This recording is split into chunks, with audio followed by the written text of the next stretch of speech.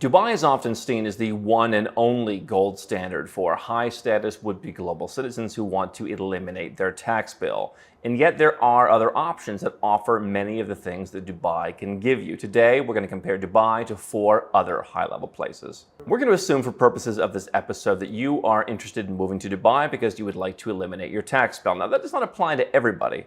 And while international entrepreneurs, many types of investors, people who are doing business across borders will often benefit from living in the UAE.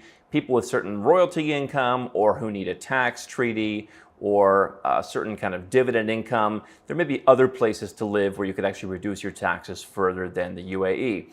But if you are looking for a vibrant, up-and-coming, bustling place that has people from all over the world, certainly Dubai meets that criteria, and they have no personal income tax.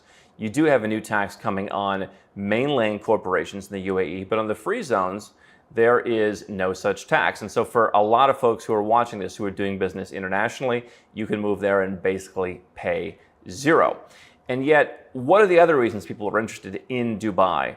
They're interested because the Ubers are Lexuses. They're interested because there's lots of good restaurants. They're interested because there's a very international community of folks from around the world. Wherever you're from, you're going to find people who are like you.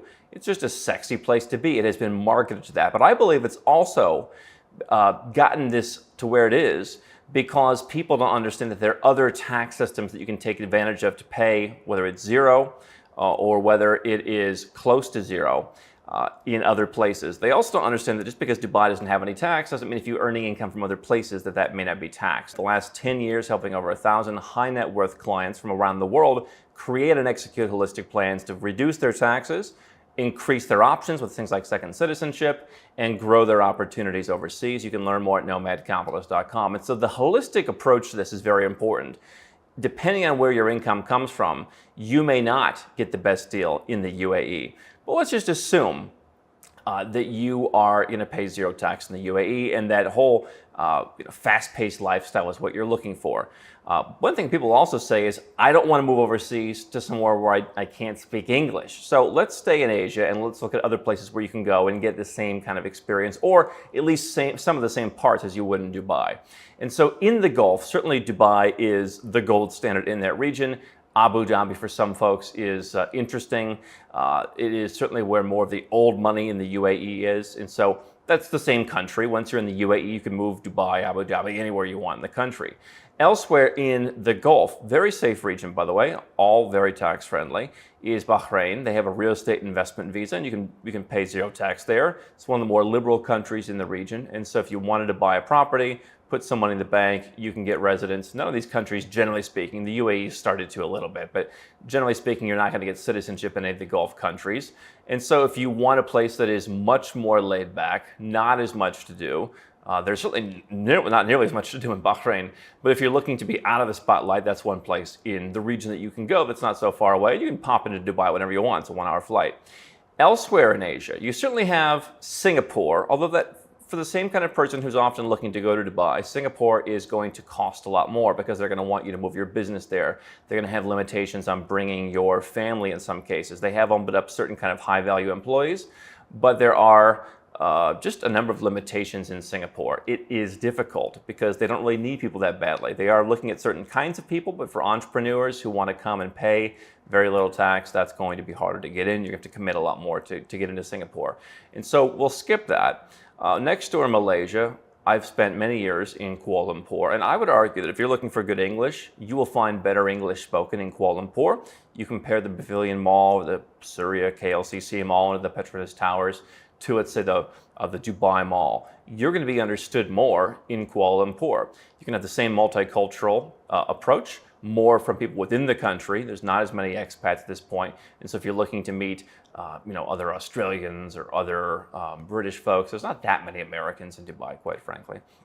But you're not going to meet maybe as many expats. Although people have this impression that Dubai is nothing but expats. If you are from the UK, US, Australia, most of the expats aren't where you're from. Nothing wrong with that. It's great cultural vibrance. But if you're thinking you're going to meet like a ton of other Americans, that's not necessarily true. You're going to meet people who are from all around the world. And so Kuala Lumpur, you're going to have somewhat similar experience. Yeah, the taxis, the Grab cars are not Lexuses, although you can get the same car that diplomats use. You can just pay a little bit more and you can get that car. It's going to be a lot less expensive. You have the MM2H visa program. You have now the VIP program. So if you've got a couple $100,000 to put in the bank, this is probably for an entrepreneur who wants to take advantage of Malaysia's territorial tax system. There's been a lot of confusion, a lot of talk about what Malaysia's tax system is going to be in the coming years. Even if Malaysia take some of the worst steps they've been talking about in their tax system, it's still going to be a very low tax place for someone who's a high earner to come and live if they move to a sort of remittance-based tax system, which they haven't done yet. They've talked about and they've kind of gone back and forth. But if you have 6 figures to put in the bank and you don't mind tying it up an opportunity cost, you will, I think, get that opportunity cost back and more in terms of the lower cost of living. You are closer to a lot of other places in Asia. You are closer to, certainly, the world's preeminent wealth hub, in my opinion, Singapore. And so certainly further from Europe, if that's where you are from and you want to go back to. But I think Kuala Lumpur definitely stands up. It doesn't have the same sex appeal or cachet. It's a very open place. It's multicultural. And I think if you have that money to deposit, it's going to cost you more out of pocket in terms of the investment than just setting up a company in the UAE in the free zone, which will get you your residence permit. But again, I think you can make that opportunity cost back. Elsewhere, if you want to be in Europe, let's say you're from Europe, you like that environment, I think people often write off Europe because they say, oh, well, you know, it's too high tax. And so Milan in Italy, for example, is a place that you wouldn't expect to be low tax. But if you haven't lived in Italy anytime recently, you can take advantage of a number of different deals. And so if you're the kind of person who wants to live in the UAE, if you want to live in Dubai, then Milan offers some of those same kind of things. The English is not going to be as good. The service is not going to be as good or as pleasant as you would find in, let's say, Malaysia. You are going to have a different vibe of not just having, you know, the big, huge indoor malls. It's you're going to have outdoor shopping plazas. So it's what Europe, it's what Italy has to offer. But I think the same kind of person who'd be interested in Dubai would be interested in Milan. You can pay 100,000 euro flat tax for well over a decade. And so you're not paying zero. And certainly real estate there is one of the most expensive cities really anywhere in the world. Dubai has pretty much doubled in price in the last 18 months, but Milan has always been very expensive. So you're not coming to save any money, but the good news is whether you want to get Italy's version of a golden visa, whether you want to get Dubai leaves you with a mosaic of memories from one of the self-sufficient visas that Italy has to offer, you can basically move to Italy, same as you can move to the UAE, not by setting up a company in this case, because if you're using the lump sum, you'd want your company to be somewhere else perhaps like the UAE or any number of other places, since Italy is more flexible than, let's say, Portugal on where you can incorporate your company if you're on one of their tax incentives. And so Milan, I think, offers, again, a lot of those benefits. You can actually work towards citizenship. It is not the fastest citizenship in Europe if you're not already European, in which case, of course, if you're European, you can just move there without really doing much. But if you want to work towards a top quality citizenship, let's say you're American, it may be beneficial to say, I'm going to incorporate in the UAE. I'm going to live in Italy. I'm going to pay this lump sum tax. There are actually some benefits for Americans to kind of get that lump sum tax back. And so this is where the holistic planning that we do comes into play. You don't just want to move to Italy, get their 100,000 euro tax deal, and then incorporate your company there. The benefit of Italy is they're more flexible on where you can incorporate. And so not only do I think Milan offers more of the Dubai type prestige than, let's say, Lisbon, where they have the NHR program, but Italy's lump sum tax program works much better. I would say Switzerland, which is a similar program, much more expensive version, but I think, you know, definitely different animals between wanting to live in Geneva or Lucerne or Nidwalden versus wanting to live in Dubai, whereas I think Milan much more lives up to that. The other place that could work, being very international, being excellent in English, perhaps doesn't bring quite the prestige, but brings a certain kind of, I think, European charm, is Dublin, Ireland. They have a remittance-based tax incentive for foreigners, and so you're not going to pay zero in Italy. You're not going to pay zero in Ireland. You're not going to pay zero really anywhere in Europe outside of Monaco. And so you could go and live in Dublin, and if you're not getting the warm weather, and yet how many people they leave Dubai for 5 months a year, barely qualifying for tax residence in the UAE, because it's too hot. And so you have the reverse problem in Dublin. So you could spend your winters somewhere else. You could be based in Dublin. You have a very international community, excellent English, and so it may not bring some of the same cachet in the same ways, but it has become very developed in a sense. You know, Dubai, people think it's much bigger than what it is. And so you have people moving to Ireland from all over. You have the big tech scene in Europe, very international community. Again, if you're already European, you don't need to worry about how to get there, but you have, similar to the UAE, you can set up your company in Ireland and you can be employed there. But you don't have to keep your entire company in Ireland. So if you have a company, again, already in the UAE, the Cayman Islands, what have you, you can use that as part of your structure. And so those are 4 places that you can consider. You could also consider adding Monaco. The reason I wouldn't add Monaco to that list, even though it has many similarities to Dubai, is that everyone young that I've taken to Monaco over the years just eventually says, I feel too constricted.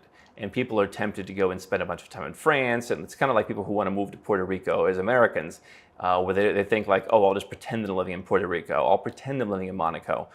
They're pretty smart about that in Monaco. And so Monaco could be a 5th one on that list. But I think a lot of folks that we've seen, much for the same reasons they don't perhaps want to live in Switzerland. They just want to be bouncing around places that are more vibrant. So you've got Bahrain, probably not a place that's going to match up as much, but you've got a lot of the same things that Dubai has, minus some of the sex appeal. You have Kuala Lumpur, which I believe has just as many consumer conveniences or close to it.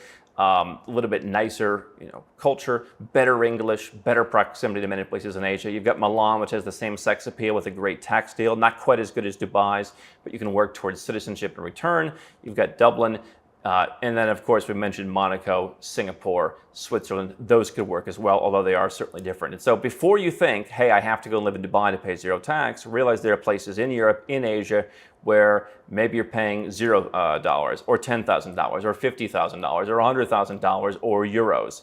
But if you are making good money, then you can take advantage of creating the more holistic plan.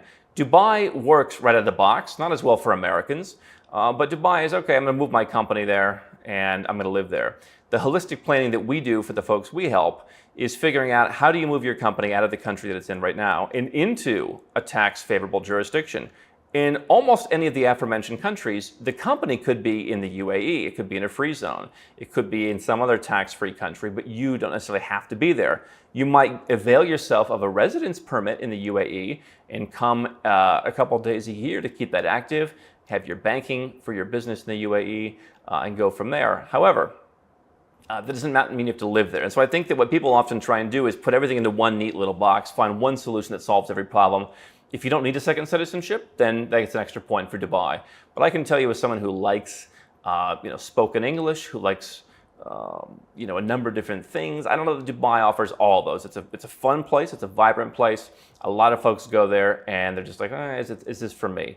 So you want to evaluate all your options. That's what we help people do all the time, is look at, hey, you could do this instead. Hey, you could do this instead. And most people don't realize some of the places we talked about can actually be pretty affordable.